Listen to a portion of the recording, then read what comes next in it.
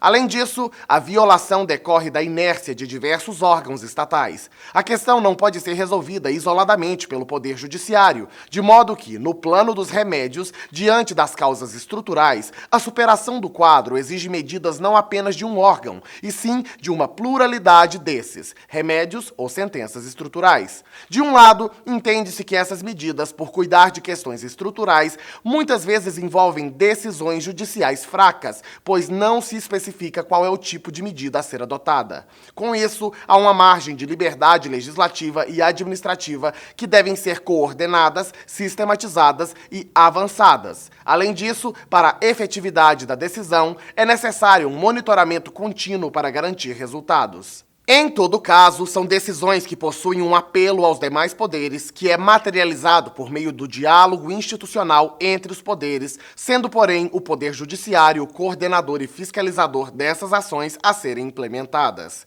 Veja, meu brother, que o que não faltam são críticas sobre a possibilidade de ativismo judicial e de violação da separação de poderes e do princípio democrático, pois o Judiciário estaria a assumir funções políticas que não está vocacionado. Não tem competência constitucional, muito menos legitimado. Seus membros não foram eleitos pelo povo. Em síntese, as críticas podem ser resumidas. Para Lênio Streck, trata-se de uma interpretação espantalho, com sérios perigos de decisionismo, subjetivismo, solipsismo, que podem dar mais combustível para o ativismo. Por isso, seria uma nova forma de ativismo judicial camuflado, no qual a palavra estruturante poderá ser um guarda-chuva debaixo do qual será colocado tudo o que o ativismo querer, desde os presídios ao salário mínimo.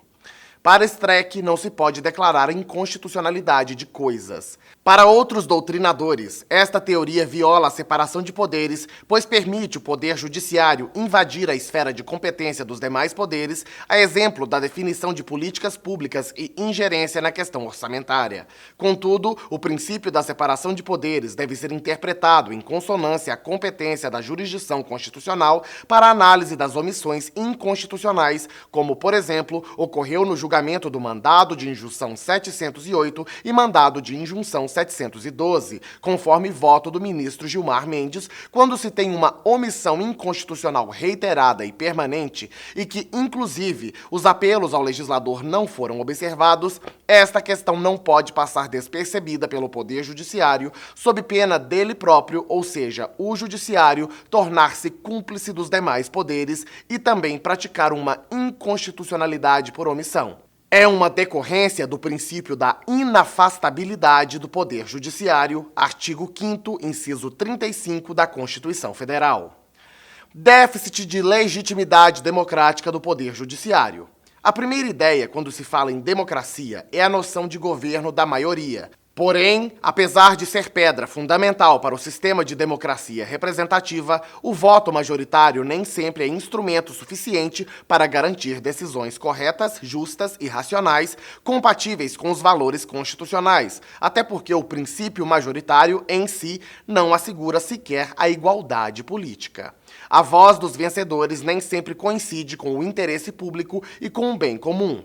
Por esta razão, nos estados constitucionais, o governo da maioria deve conviver com direitos das minorias, resguardados sobre a forma de direitos fundamentais, pois, por uma questão de isonomia e de pluralismo assegurados constitucionalmente, todos, de modo indistinto, devem ser protegidos.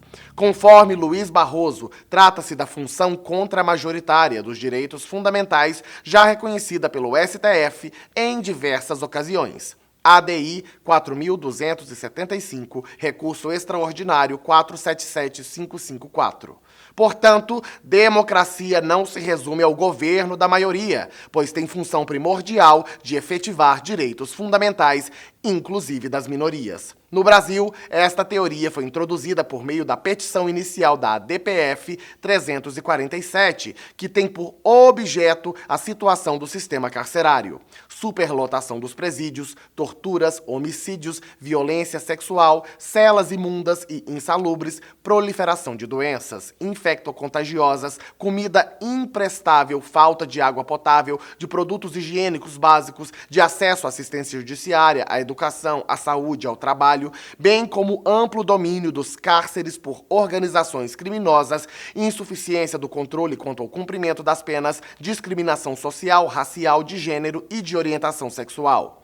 A decisão liminar deferiu em partes os pedidos cautelares, dentre os quais determinou a realização das audiências de custódia e liberação das verbas do saldo acumulado no Fundo Penitenciário Nacional para utilização com finalidade para o qual foi criado, abstendo-se a União de realizar novos contingenciamentos. Desventurada concurseira que sou, se fico triste, não estudo. Se não estudo, fico triste. Ó céus, ó vida. Calma, amiguinha. Foi só uma piadinha. Aqui, a tristeza pula de alegria, ainda mais se estiver pensando na sua aprovação. Continuando a mais uma forma de análise da inconstitucionalidade.